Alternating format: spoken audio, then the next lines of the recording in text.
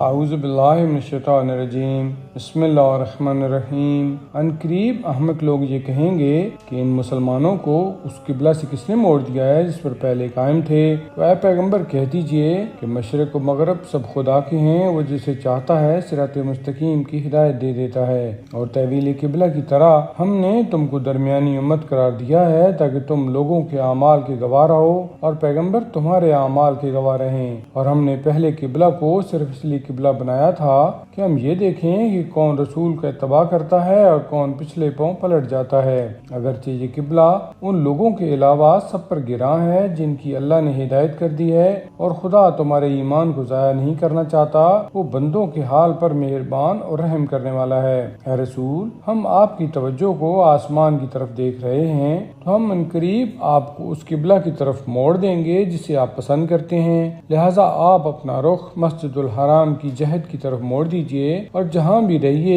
اسی طرف رخ کیجئے۔ اہل کتاب خوب جانتے ہیں کہ خدا کی طرف سے یہی برحق ہے اور اللہ ان لوگوں کے اعمال سے غافل نہیں ہے۔ اگر آپ ان اہل کتاب کے پاس تمام آیتیں بھی پیش کر دیں کہ یہ آپ کے قبلہ کو مان لیں تو ہرگز نہ مانیں گے، اور آپ بھی ان کی قبلہ کو نہ مانیں گے، اور یہ آپس میں بھی ایک دوسرے کی قبلہ کو نہیں مانتے، اور علم کے آ جانے کے بعد اگر آپ ان کی خواہشات کی اتباع کر لیں گے تو آپ کا شمار ظالموں میں ہو جائے گا۔ جن لوگوں کو ہم نے کتاب دی ہے وہ رسول کو بھی اپنی اولاد ہی کی طرح پہچانتے ہیں، بس ان کا ایک گروہ ہے جو حق کو دیدہ و دانستہ چھپا رہا ہے۔ اے رسول، یہ حق آپ کے پروردگار کی طرف سے ہے، لہٰذا آپ ان شک و شبہ کرنے والوں میں نہ ہو جائیں۔ ہر ایک کے لیے ایک رخ معین ہے اور وہ اسی کی طرف منہ کرتا ہے۔ اب تم نیکیوں کی طرف سبقت کرو اور تم سب جہاں بھی رہو گے خدا ایک دن سب کو جمع کر دے گا کہ ہر شے پر قادر ہے۔ پیغمبر، آپ جہاں سے باہر نکلیں اپنا رخ مسجد الحرام کی سمت ہی رکھیں کہ یہی پروردگار کی طرف سے حق ہے، اور اللہ تم لوگوں کے اعمال سے غافل نہیں ہے۔ اور آپ جہاں سے بھی نکلیں اپنا رخ خانہ کعبہ کی طرف رکھیں، اور پھر تم سب جہاں رہو تم سب بھی اپنا رخ ادھر ہی رکھو تاکہ لوگوں کے لیے تمہارے اوپر کوئی حجت نہ رہ جائے سوائے ان لوگوں کے کہ جو ظالم ہیں، تو ان کا خوف نہ کرو بلکہ اللہ سے ڈرو کہ ہم تم پر اپنی نعمت تمام کر دینا چاہتے ہیں کہ شاید تم ہدایت یافتہ ہو جاؤ۔ جس طرح ہم نے تمہارے درمیان تمہیں میں سے ایک رسول بھیجا ہے جو تم پر ہماری آیات کی تلاوت کرتا ہے، تمہیں پاک و پاکیزہ بناتا ہے اور تمہیں کتاب و حکمت کی تعلیم دیتا ہے، اور وہ سب کچھ بتاتا ہے جو تم نہیں جانتے تھے۔ اب تم ہم کو یاد کرو تاکہ ہم تمہیں یاد رکھیں، اور ہمارا شکریہ ادا کرو اور کفران نعمت نہ کرو۔ ایمان والو، صبر اور نماز کے ذریعہ مدد مانگو کہ خدا صبر کرنے والوں کے ساتھ ہے،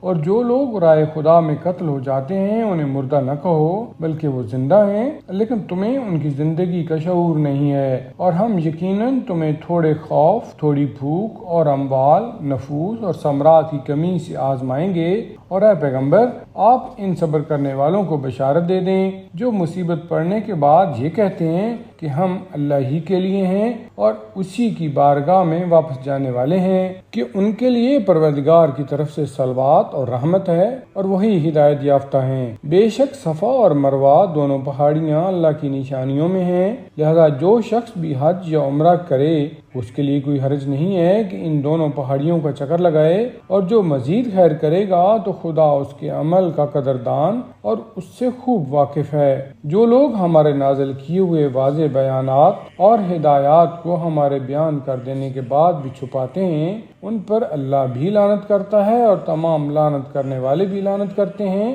علاوہ ان لوگوں کے جو توبہ کر لیں اور اپنے کیے کی اصلاح کر لیں اور جس کو چھپایا ہے اس کو واضح کر دیں، تو ہم ان کی توبہ قبول کر لیتے ہیں کہ ہم بہترین توبہ قبول کرنے والے اور مہربان ہیں۔ جو لوگ کافر ہو گئے اور اسی حالت کفر میں مر گئے ان پر اللہ، ملائکہ اور تمام انسانوں کی لعنت ہے، وہ اسی لعنت میں ہمیشہ رہیں گے کہ نہ ان کے عذاب میں تخفیف ہوگی اور نہ انہیں مہلت دی جائے گی، اور تمہارا خدا بس ایک ہے اس کے علاوہ کوئی خدا نہیں ہے، وہی رحمان بھی ہے اور وہی رحیم بھی ہے۔ بے شک زمین و آسمان کی خلقت، روز و شب کی رفت و آمد، ان کشتیوں میں جو دریاؤں میں لوگوں کے فائدے کے لیے چلتی ہیں، اور اس پانی میں جسے خدا نے آسمان سے نازل کر کے اس کے ذریعہ مردہ زمینوں کو زندہ کر دیا ہے، اور اس میں طرح طرح کے چوپائے پھیلا دیے ہیں، اور ہواؤں کے چلانے میں اور آسمان و زمین کے درمیان مسخر کیے جانے والے بادل میں صاحبان عقل کے لیے اللہ کی نشانیاں پائی جاتی ہیں۔ لوگوں میں کچھ ایسے لوگ بھی ہیں جو اللہ کے علاوہ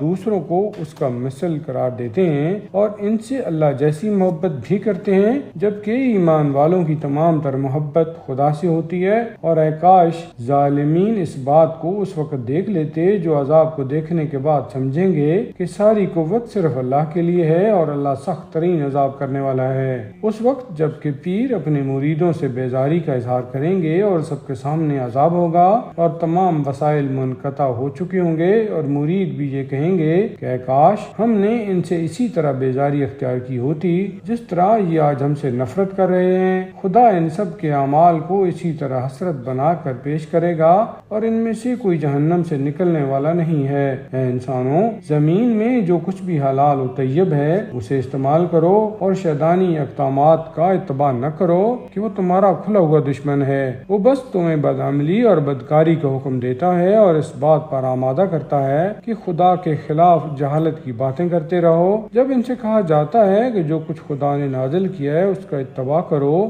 تو کہتے ہیں کہ ہم اس کا اتباع کریں گے جس پر ہم نے اپنے باپ دادا کو پایا ہے۔ کیا یہ ایسا ہی کریں گے چاہے ان کے باپ دادا بے عقل ہی رہے ہوں اور ہدایت یافتہ نہ رہے ہوں؟ جو لوگ کافر ہو گئے ہیں ان کے پکارنے والے کی مثال اس شخص کی ہے جو جانوروں کو آواز دے اور جانور پکار اور آواز کے علاوہ کچھ نہ سنیں اور نہ سمجھیں۔ یہ کفار بہرے، گونگے اور اندھے ہیں، انہیں عقل سے سروکار نہیں ہے۔ صاحبان ایمان، جو ہم نے پاکیزہ رزق عطا کیا ہے اسے کھاؤ اور دینے والے خدا کا شکریہ ادا کرو اگر تم اس کی عبادت کرتے ہو۔ اس نے تمہارے اوپر بس مردار، خون، سور کا گوشت اور جو غیر خدا کے نام پر ذبح کیا جائے اس کو حرام قرار دیا ہے۔ پھر بھی اگر کوئی مضطر ہو جائے اور حرام کا طلبگار اور ضرورت سے زیادہ استعمال کرنے والا نہ ہو تو اس کے لیے کوئی گناہ نہیں ہے۔ بے شک خدا بخشنے والا اور مہربان ہے۔ جو لوگ خدا کی نازل کی ہوئی کتاب کے احکام کو چھپاتے ہیں اور اسے تھوڑی قیمت پر بیچ ڈالتے ہیں، وہ در حقیقت اپنے پیٹ میں صرف آگ بھر رہے ہیں، اور خدا روز قیامت ان سے بات بھی نہ کرے گا اور نہ انہیں پاکیزہ قرار دے گا، اور ان کے لیے دردناک عذاب ہے۔ یہی وہ لوگ ہیں جنہوں نے گمراہی کو ہدایت کے عوض اور عذاب کو مغفرت کے عوض خرید لیا ہے۔ آخر یہ آتش جہنم پر کس قدر صبر کریں گے؟ یہ عذاب صرف اس لیے ہے کہ اللہ نے کتاب کو حق کے ساتھ نازل کیا ہے اور اس میں اختلاف کرنے والے حق سے بہت دور ہو کر جھگڑے کر رہے ہیں۔ نیکی یہ نہیں کہ اپنا رخ مشرق اور مغرب کی طرف کر لو، بلکہ نیکی اس شخص کا حصہ ہے جو اللہ اور آخرت، ملائکہ اور کتاب اور انبیاء پر ایمان لے آئے اور محبت خدا میں قرابت داروں، یتیموں، مسکینوں، غربت زدہ مسافروں، سوال کرنے والوں اور غلاموں کی آزادی کے لیے مال دے اور نماز قائم کرے اور زکوٰۃ ادا کرے، اور جو بھی عہد کرے اسے پورا کرے، اور فقر و فاقہ میں اور پریشانیوں اور بیماریوں میں اور میدان جنگ کے حالات میں صبر کرنے والے ہوں، تو یہی لوگ اپنے دعوی ایمان و احسان میں سچے ہیں، اور یہی صاحبان تقوی اور پرہیزگار ہیں۔ ایمان والو، تمہارے اوپر مقتولین کے بارے میں قصاص لکھ دیا گیا ہے، آزاد کے بدلے آزاد اور غلام کے بدلے غلام اور عورت کے بدلے عورت۔ اب اگر کسی کو مقتول کے وارث کی طرف سے معافی مل جائے تو نیکی کا اتباع کرے اور احسان کے ساتھ اس کے حق کو ادا کر دے۔ یہ پروردگار کی طرف سے تمہارے حق میں تخفیف اور رحمت ہے، لیکن اب جو شخص زیادتی کرے گا اس کے لیے دردناک عذاب بھی ہے۔ صاحبان عقل، تمہارے لیے قصاص میں زندگی ہے کہ شاید تم اس طرح متقی بن جاؤ۔ تمہارے اوپر یہ بھی لکھ دیا ہے کہ جب تم میں سے کسی کی موت سامنے آ جائے تو اگر کوئی مال چھوڑا ہے تو اپنے ماں باپ اور قرابت داروں کے لیے وصیت کر دے۔ اس صاحبان تقوی پر ایک طرح کا حق ہے۔ اس کے بعد وصیت کو سن کر جو شخص شخص تبدیل کر دے گا اس کا گناہ تبدیل کرنے والے پر ہوگا، تم پر نہیں۔ خدا سب کا سننے والا اور سب کے حالات سے باخبر ہے۔ پھر اگر کوئی شخص وصیت کرنے والے کی طرف سے طرفداری یا ناانصافی کا خوف رکھتا ہو اور وہ ورثہ میں صلح کرا دے تو اس پر کوئی گناہ نہیں ہے، اللہ بڑا بخشنے والا اور مہربان ہے۔ صاحب ایمان، تمہارے اوپر روزے اسی طرح لکھ دیے گئے ہیں جس طرح تمہارے پہلے والوں پر لکھے گئے تھے، شاید تم اسی طرح متقی بن جاؤ۔ یہ روزے صرف چند دن کے ہیں، لیکن اس کے بعد بھی کوئی شخص مریض ہے یا سفر میں ہے تو اتنے ہی دن دوسرے زمانے میں رکھ لے گا، اور جو لوگ صرف شدت اور مشقت کی بنا پر روزے نہیں رکھ سکتے وہ ایک مسکین کو کھانا کھلا دیں، اور اگر اپنی طرف سے زیادہ نیکی کر دیں تو اور بہتر ہے۔ لیکن روزہ رکھنا بہرحال تمہارے حق میں بہتر ہے اگر تم صاحبان علم خبر ہو۔ ماہ رمضان وہ مہینہ ہے جس میں قرآن نازل کیا گیا ہے، جو لوگوں کے لیے ہدایت ہے، اور اس میں ہدایت اور حق و باطل کے امتیاز کی واضح نشانیاں موجود ہیں۔ لہذا جو شخص اس مہینہ میں حاضر رہے اس کا فرض ہے کہ روزہ رکھے، اور جو مریض یا مسافر ہو وہ اتنے ہی دن دوسرے زمانے میں رکھے۔ خدا تمہارے بارے میں آسانی چاہتا ہے، زحمت نہیں چاہتا، اور اتنے ہی دن کا حکم اس لیے ہے کہ تم عدد پورے کر دو اور اللہ تعالیٰ کی دی ہوئی ہدایت پر اس کی کبریائی کا اقرار کرو، اور شاید تم اس طرح اس کے شکر گزار بندے بن جاؤ۔ اور اے پیغمبر، اگر میرے بندے تم سے میرے بارے میں سوال کریں تو میں ان سے قریب ہوں، پکارنے والے کی آواز سنتا ہوں جب بھی پکارتا ہے، لہذا مجھ سے طلب قبولیت کریں اور مجھ ہی پر ایمان و اعتماد رکھیں کہ شاید اس طرح راہ راست پر آ جائیں۔ تمہارے لیے ماہ رمضان کی رات میں عورتوں کے پاس جانا حلال کر دیا گیا ہے، وہ تمہارے لیے پردہ پوش ہیں اور تم ان کے لیے۔ خدا کو معلوم ہے کہ تم اپنے نفس سے خیانت کرتے تھے تو اس نے تمہاری توبہ قبول کر کے تمہیں معاف کر دیا۔ اب تم بے اطمینان مباشرت کرو اور جو خدا نے تمہارے لیے مقدر کیا ہے اس کی آرزو کرو، اور اس وقت تک کھا پی سکتے ہو جب تک فجر کا سیاہ ڈورا سفید ڈورے سے نمایاں نہ ہو جائے۔ اس کے بعد رات کی سیاہی تک روزہ کو پورا کرو، اور خبردار مسجدوں میں اعتکاف کے موقع پر عورتوں سے مباشرت نہ کرنا، یہ سب مقررہ حدود الہی ہیں، ان کے قریب بھی نہ جانا۔ اللہ اس طرح اپنی آیتوں کو لوگوں کے لیے واضح طور پر بیان کرتا ہے کہ شاید وہ متقی اور پرہیزگار بن جائیں۔ اور خبردار، ایک دوسرے کا مال ناجائز طریقے سے نہ کھانا اور نہ حکام کے حوالہ کر دینا کہ رشوت دے کر حرام طریقے سے لوگوں کے اموال کو کھا جاؤ جبکہ تم جانتے ہو کہ یہ تمہارا مال نہیں ہے۔ اے پیغمبر، یہ لوگ آپ سے چاند کے بارے میں سوال کرتے ہیں تو فرما دیجئے کہ یہ لوگوں کے لیے اور حج کے لیے وقت معلوم کرنے کا ذریعہ ہے، اور یہ کوئی نیکی نہیں ہے کہ مکانات میں پچھواڑے کی طرف سے آؤ، بلکہ نیکی ان کے لیے ہے جو پرہیزگار ہوں اور مکانات میں دروازوں کی طرف سے آئیں، اور اللہ سے ڈرو، شاید تم کامیاب ہو جاؤ۔ جو لوگ تم سے جنگ کرتے ہیں تم بھی ان سے راہ خدا میں جہاد کرو، اور زیادتی نہ کرو کہ خدا زیادتی کرنے والوں کو دوست نہیں رکھتا،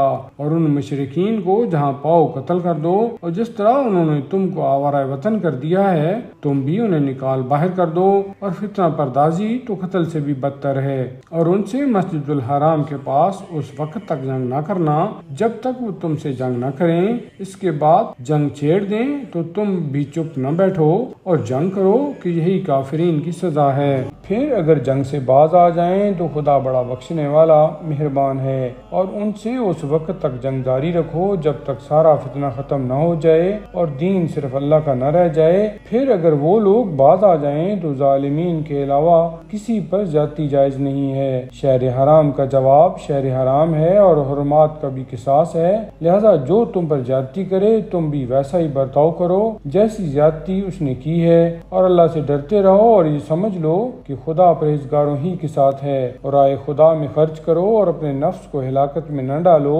نیک برتاؤ کرو کہ خدا نیک عمل کرنے والوں کے ساتھ ہے۔ حج اور عمرہ کو اللہ کے لیے تمام کرو۔ اب اگر گرفتار ہو جاؤ تو جو قربانی ممکن ہو وہ دے دو، اور اس وقت تک سر نہ منڈواؤ جب تک قربانی اپنی منزل تک نہ پہنچ جائے۔ اب جو تم میں سے مریض ہے یا اس کے سر میں کوئی تکلیف ہے تو وہ روزہ یا صدقہ یا قربانی دے دے۔ پھر جب اطمینان ہو جائے تو جس جس نے عمرہ سے حج تمتع کا ارادہ کیا ہے وہ ممکنہ قربانی دے دے اور قربانی نہ مل سکے تو 3 روزے حج کے دوران اور 7 واپس آنے کے بعد رکھے کہ اس طرح 10 پورے ہو جائیں۔ یہ حج تمتع اور قربانی ان لوگوں کے لیے ہے جن کے اہل مسجد الحرام کے حاضر شمار نہیں ہوتے، اور اللہ سے ڈرتے رہو اور یہ یاد رکھو کہ خدا کا عذاب بہت سخت ہے۔ حج چند مقررہ مہینوں میں ہوتا ہے، اور جو شخص بھی زمانے میں اپنے اوپر حج لازم کر لے اسے عورتوں سے مباشرت، گناہ اور جھگڑے کی اجازت نہیں ہے، اور تم جو بھی خیر کرو گے خدا اسے جانتا ہے۔ اپنے لیے زاد راہ فراہم کرو کہ بہترین زاد راہ تقوی ہے، اور اے صاحبان عقل ہم سے ڈرو۔ تمہارے لیے کوئی حرج نہیں ہے کہ اپنے پروردگار کے فضل و کرم کو تلاش کرو، پھر جب عرفات سے کوچ کرو تو مشعر الحرام کے پاس ذکر خدا کرو، اور اس طرح ذکر کرو جس طرح اس نے ہدایت دی ہے، اگرچہ تم لوگ اس کے پہلے گمراہوں میں سے تھے۔ پھر تمام لوگوں کی طرح تم بھی کوچ کرو اور اللہ سے استغفار کرو کہ اللہ بڑا بخشنے والا اور مہربان ہے۔ پھر جب سارے مناسک تمام کر لو تو خدا کو اسی طرح یاد کرو جس طرح اپنے باپ دادا کو یاد کرتے ہو، بلکہ اس سے بھی زیادہ کہ بعض لوگ ایسے ہیں جو کہتے ہیں کہ پروردگار ہمیں دنیا ہی میں نیکی دے دے اور ان کا آخرت میں کوئی حصہ نہیں ہے، اور بعض کہتے ہیں کہ پروردگار ہمیں دنیا میں بھی نیکی عطا فرما اور آخرت میں بھی، اور ہم کو عذاب جہنم سے محفوظ فرما۔ یہی وہ لوگ ہیں جن کے لیے ان کی کمائی کا حصہ ہے، اور خدا بہت جلد حساب کرنے والا ہے۔ اور چند معین دنوں میں ذکر خدا کرو، اس کے بعد جو 2 دن کے اندر جلدی کرے گا اس پر بھی کوئی گناہ نہیں ہے، اور جو تاخیر کرے گا اس پر بھی کوئی گناہ نہیں ہے، بشرطے کہ پرہیزگار رہا ہو اور اللہ سے ڈرو، اور یہ یاد رکھو کہ تم سب اسی کی طرف معشور کیے جاؤ گے۔ انسانوں میں ایسے لوگ بھی ہیں جن کی باتیں زندگانی دنیا میں بھلی لگتی ہیں، اور وہ اپنے دل کی باتوں پر خدا کو گواہ بناتے ہیں، حالانکہ وہ بدترین دشمن ہیں، اور جب آپ کے پاس سے منہ پھیرتے ہیں تو زمین میں فساد برپا کرنے کی کوشش کرتے ہیں اور کھیتیوں اور نسلوں کو برباد کرتے ہیں، جبکہ خدا فساد کو پسند نہیں کرتا ہے۔ جب ان سے کہا جاتا ہے کہ تقوی الہی اختیار کرو تو غرور گناہ ان کے آڑے آ جاتا ہے۔ ایسے لوگوں کے لیے جہنم کافی ہے جو بدترین ٹھکانہ ہے، اور لوگوں میں وہ بھی ہیں جو اپنے نفس کو مرضی پروردگار کے لیے بیچ ڈالتے ہیں، اور اللہ اپنے بندوں پر بڑا مہربان ہے۔ ایمان والو، تم سب مکمل طریقہ سے اسلام میں داخل ہو جاؤ اور شیطانی اقدامات کا اتباع نہ کرو کہ وہ تمہارا کھلا ہوا دشمن ہے۔ پھر اگر کھلی نشانیوں کے آ جانے کے بعد لغزش پیدا ہو جائے تو یاد رکھو کہ خدا سب پر غالب ہے اور صاحب حکمت ہے۔ یہ لوگ اس بات کا انتظار کر رہے ہیں کہ ابر کے سایہ کے پیچھے عذاب خدا یا ملائکہ آ جائیں اور ہر امر کا فیصلہ ہو جائے، اور سارے امور کی بازگشت تو خدا ہی کی طرف ہے۔ ذرا بنی اسرائیل سے پوچھئے کہ ہم نے انہیں کس قدر نعمتیں عطا کی ہیں، اور جو شخص بھی نعمتوں کے آ جانے کے بعد انہیں تبدیل کر دے گا وہ یاد رکھے کہ خدا کا عذاب بہت شدید ہوتا ہے۔ اصل میں کافروں کے لیے زندگانی دنیا آراستہ کر دی گئی ہے، اور وہ صاحبان ایمان کا مذاق اڑاتے ہیں، حالانکہ قیامت کے دن متقی اور پرہیزگار افراد کا درجہ ان سے کہیں زیادہ بالا تر ہوگا، اور اللہ جس کو چاہتا ہے بے حساب رزق دیتا ہے۔ فطری اعتبار سے سارے انسان ایک قوم تھے، پھر اللہ نے بشارت دینے والے اور ڈرانے والے انبیاء بھیجے اور ان کے ساتھ برحق کتاب نازل کی تاکہ لوگوں کے اختلافات کا فیصلہ کریں، اور اصل اختلاف انہی لوگوں نے کیا جنہیں کتاب مل گئی ہے اور ان پر آیات واضح ہو گئیں صرف بغاوت اور تعدی کی بنا پر، تو خدا نے ایمان والوں کو ہدایت دے دی اور انہوں نے اختلافات میں حکم الہی سے حق دریافت کر لیا، اور وہ تو جس کو چاہتا ہے صراط مستقیم کی ہدایت دے دیتا ہے۔ کیا تمہارا خیال ہے کہ تم آسانی سے جنت میں داخل ہو جاؤ گے جبکہ ابھی تمہارے سامنے سابق امتوں کی مثال پیش نہیں آئی جنہیں فقر و فاقہ اور پریشانیوں نے گھیر لیا اور اتنے جھٹکے دیے گئے کہ خود رسول اور ان کے ساتھیوں نے یہ کہنا شروع کر دیا کہ آخر خدائی امداد کب آئے گی؟ تو آگاہ ہو جاؤ کہ خدائی امداد بہت قریب ہے۔ پیغمبر، یہ لوگ آپ سے سوال کرتے ہیں کہ رائے خدا میں کیا خرچ کریں، تو آپ کہہ دیجئے کہ جو بھی خرچ کرو کرو گے وہ تمہارے والدین، قرابت دار، ایتام، مساکین اور غربت زدہ مسافروں کے لیے ہوگا، اور جو بھی کار خیر کرو گے خدا اسے خوب جانتا ہے۔ تمہارے اوپر جہاد فرض کیا گیا ہے اور وہ تمہیں ناگوار ہے، اور یہ ممکن ہے کہ جسے تم برا سمجھتے ہو وہ تمہارے حق میں بہتر ہو، اور جسے تم دوست رکھتے ہو وہ برا ہو۔ خدا سب کو جانتا ہے اور تم نہیں جانتے ہو۔ پیغمبر، یہ آپ سے محترم مہینوں کے جہاد کے بارے میں سوال کرتے ہیں تو آپ کہہ دیجئے کہ ان میں جنگ کرنا گناہ کبیرہ ہے، اور راہ خدا سے روکنا اور خدا اور مسجد الحرام کی حرمت کا انکار ہے، اور اہل مسجد الحرام کا وہاں سے نکال دینا خدا کی نگاہ میں جنگ سے بھی بدتر گناہ ہے، اور فتنہ تو قتل سے بھی بڑا جرم ہے، اور یہ کفار برابر تم لوگوں سے جنگ کرتے رہیں گے یہاں تک کہ ان کے امکان میں ہو تو تم کو تمہارے دین سے پلٹا دیں، اور جو بھی اپنے دین سے پلٹ جائے گا اور کفر کی حالت میں مر جائے گا اس کے سارے اعمال برباد ہو جائیں گے اور وہ جہنمی ہوگا اور وہیں ہمیشہ رہے گا۔ بے شک جو لوگ ایمان لائے اور جنہوں نے ہجرت کی اور رائے خدا میں جہاد کیا وہ رحمت الہی کی امید رکھتے ہیں، اور خدا بہت بخشنے والا اور مہربان ہے۔ یہ آپ سے شراب اور جوئے کے بارے میں سوال کرتے ہیں تو کہہ دیجئے کہ ان دونوں میں بہت بڑا گناہ ہے اور بہت سے فائدے بھی ہیں، لیکن ان کا گناہ فائدے سے کہیں زیادہ بڑا ہے۔ اور یہ رائے خدا میں خرچ کے بارے میں سوال کرتے ہیں کہ کیا خرچ کریں تو کہہ دیجئے کہ جو بھی ضرورت سے زیادہ ہو۔ خدا اسی طرح اپنی آیات کو واضح کر کے بیان کرتا ہے کہ شاید تم فکر کر سکو دنیا میں بھی اور آخرت میں بھی۔ اور یہ لوگ تم سے یتیموں کے بارے میں سوال کرتے ہیں تو کہہ دو کہ ان کے حال کی اصلاح بہترین بات ہے، اور اگر ان سے مل جل کر رہو تو یہ بھی تمہارے بھائی ہیں، اور اللہ بہتر جانتا ہے کہ مصلح کون ہے اور مفسد کون ہے۔ اگر وہ چاہتا تو تمہیں مصیبت میں ڈال دیتا، لیکن وہ صاحب عزت بھی ہے اور صاحب حکمت بھی ہے۔ خبردار، مشرک عورتوں سے اس وقت تک نکاح نہ کرنا جب تک ایمان نہ لے آئیں کہ ایک مومن کنیز مشرک آزاد عورت سے بہتر ہے، چاہے وہ تمہیں کتنی بھلی معلوم ہو، اور مشرکین کو بھی لڑکیاں نہ دینا جب تک مسلمان نہ ہو جائیں کہ مسلمان غلام آزاد مشرک سے بہتر ہے، چاہے وہ تمہیں کتنا ہی اچھا کیوں نہ معلوم ہو۔ یہ مشرکین تمہیں جہنم کی دعوت دیتے ہیں، اور خدا اپنے حکم سے جنت اور مغفرت کی دعوت دیتا ہے اور اپنی آیتوں کو واضح کر کے بیان کرتا ہے کہ شاید یہ لوگ سمجھ سکیں۔ اور اے پیغمبر، یہ لوگ تم سے ایام حیض کے بارے میں سوال کرتے ہیں تو کہہ دو کہ حیض ایک اذیت اور تکلیف ہے، لہٰذا اس زمانے میں عورتوں سے الگ رہو، اور جب تک پاک نہ ہو جائیں ان کے قریب نہ جاؤ، پھر جب پاک ہو جائیں تو جس طرح سے خدا نے حکم دیا ہے اس طرح ان کے پاس جاؤ۔ بے تحقیق خدا توبہ کرنے والوں اور پاکیزہ رہنے والوں کو دوست رکھتا ہے۔ تمہاری عورتیں تمہاری کھیتیاں ہیں، لہٰذا اپنی کھیتی میں جہاں چاہو داخل ہو جاؤ، اور اپنے واسطے پیشگی اعمال خدا کی بارگاہ میں بھیج دو اور اس سے ڈرتے رہو۔ یہ سمجھو کہ تمہیں اس سے ملاقات کرنا ہے، اور صاحبان ایمان کو بشارت دے دو۔ خبردار، خدا کو اپنی قسموں کا نشانہ نہ بناؤ کہ قسموں کو نیکی کرنے، تقوی اختیار کرنے اور لوگوں کے درمیان اصلاح کرنے میں مانے بنا دو۔ اللہ سب کچھ سننے اور جاننے والا ہے۔ خدا تمہاری لغو اور غیر ارادی قسموں کا مواخذہ نہیں کرتا، لیکن جس کو تمہارے دلوں نے حاصل کیا ہے اس کا ضرور مواخذہ کرے گا۔ وہ بخشنے والا بھی ہے اور برداشت کرنے والا بھی ہے۔ جو لوگ اپنی بیویوں سے ترک جماع کی قسم کھا لیتے ہیں انہیں 4 مہینے کی مہلت ہے، اس کے بعد واپس آ گئے تو خدا غفور رحیم ہے، اور طلاق کا ارادہ کریں تو خدا سن بھی رہا ہے اور دیکھ بھی رہا ہے۔ متعلقہ عورتیں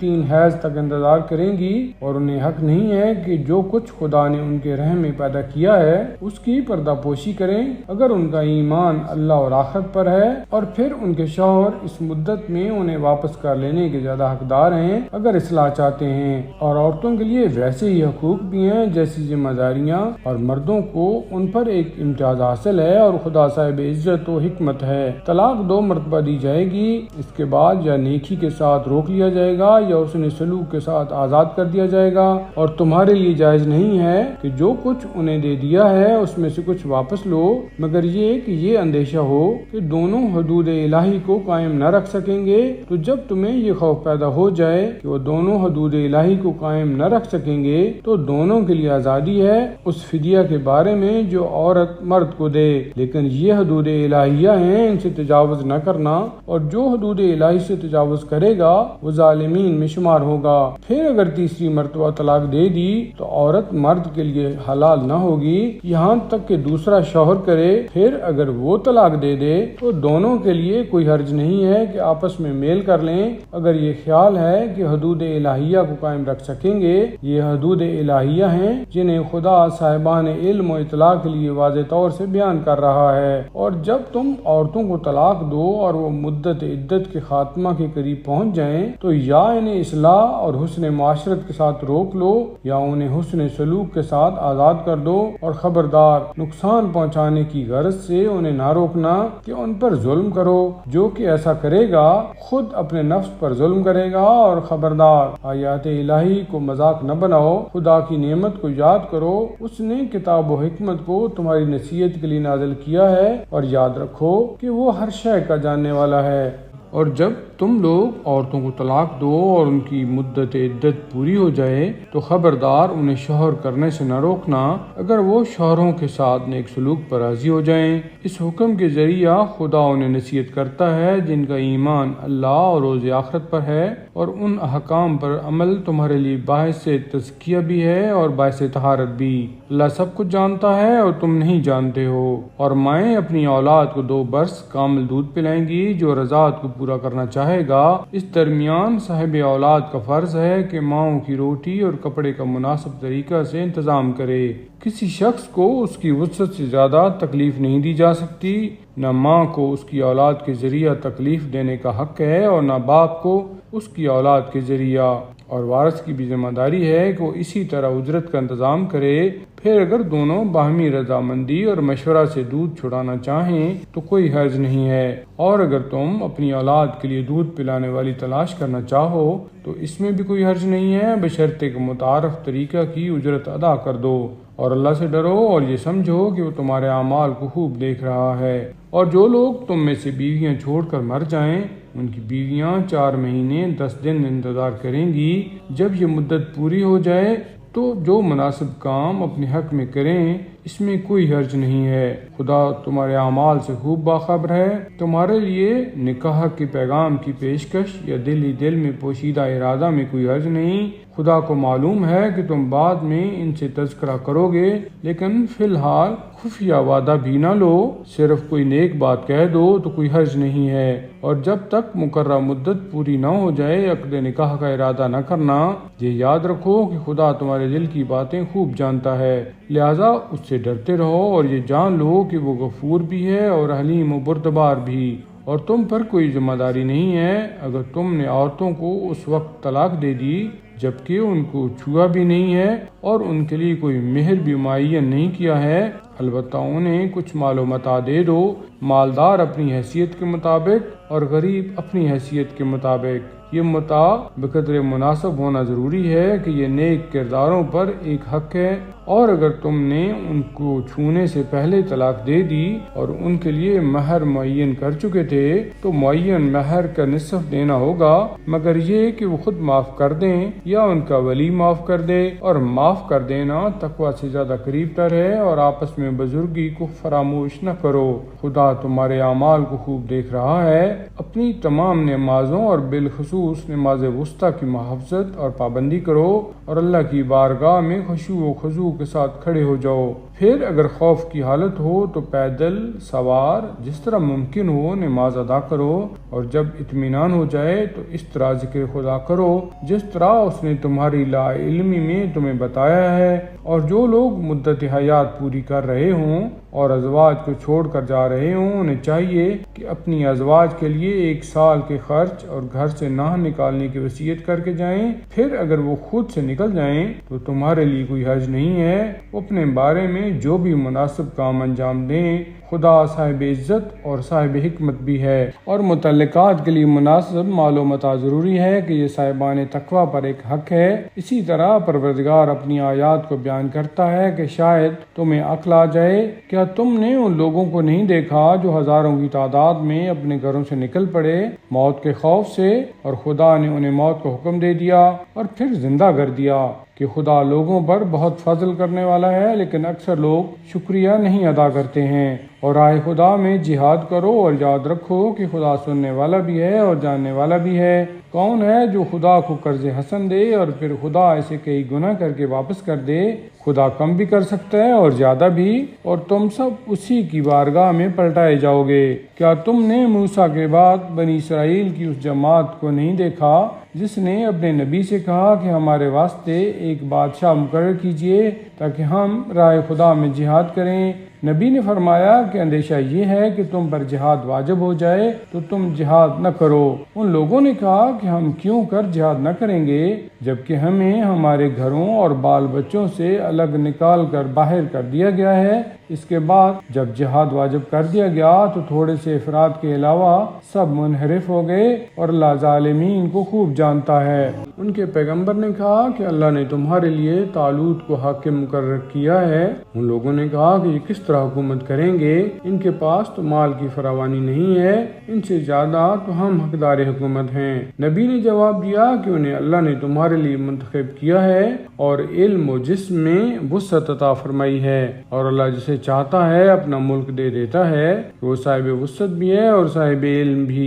اور ان کے پیغمبر نے یہ بھی کہا کہ ان کی حکومت کی نشانی یہ ہے کہ تمہارے پاس وہ تابوت لے آئیں گے جس میں پروردگار کی طرف سے سامان سکون اور آل موسیٰ اور آل ہارون کا چھوڑا ہوا ترکہ بھی ہے۔ اس تابوت کو ملائکہ اٹھائے ہوئے ہوں گے اور اس میں تمہارے لیے قدرت پروردگار کی نشانی بھی ہے اگر تم صاحب ایمان ہو۔ اس کے بعد جب طالوت لشکر لے کر چلے تو انہوں نے کہا کہ اب خدا ایک نہر کے ذریعہ تمہارا امتحان لینے والا ہے، جو اس میں سے پی لے گا وہ مجھ سے نہ ہوگا اور جو نہ چکھے گا وہ مجھ سے ہوگا، مگر یہ کہ ایک چلو پانی لے لے۔ نتیجہ یہ ہوا کہ سب نے پانی پی لیا سوائے چند افراد کے۔ پھر جب وہ صاحبان ایمان کو لے کر آگے بڑھے تو لوگوں نے کہا کہ آج تو جالوت اور اس کے لشکروں کے مقابلہ کی ہمت نہیں ہے، اور ایک جماعت نے جسے خدا سے ملاقات کرنے کا خیال تھا کہا کہ اکثر چھوٹے چھوٹے گروہ بڑی بڑی جماعتوں پر حکم خدا سے غالب آ جاتے ہیں، اور اللہ صبر کرنے والوں کے ساتھ ہے۔ اور یہ لوگ جب جالوت اور اس کے لشکروں کے مقابلے کے لیے نکلے تو انہوں نے کہا کہ خدایا ہمیں بے پناہ صبر عطا فرما، ہمارے قدموں کو ثبات دے اور ہمیں کافروں کے مقابلہ میں نصرت عطا فرما۔ نتیجہ یہ ہوا کہ ان لوگوں نے جالوت کے لشکر کو خدا کے حکم سے شکست دے دی، اور داؤد نے جالوت کو قتل کر دیا، اور اللہ نے انہیں ملک اور حکمت عطا کر دی اور اپنے علم سے جس قدر چاہا دے دیا۔ اور اگر اسی طرح خدا بعض کو بعض سے نہ روکتا رہتا تو ساری زمین میں فساد پھیل جاتا، لیکن خدا عالمین پر بڑا فضل کرنے والا ہے۔ یہ آیات الہیہ ہیں جن کو ہم واقعیت کے ساتھ آپ کو پڑھ کر سناتے ہیں، اور آپ یقیناً مرسلین میں سے ہیں۔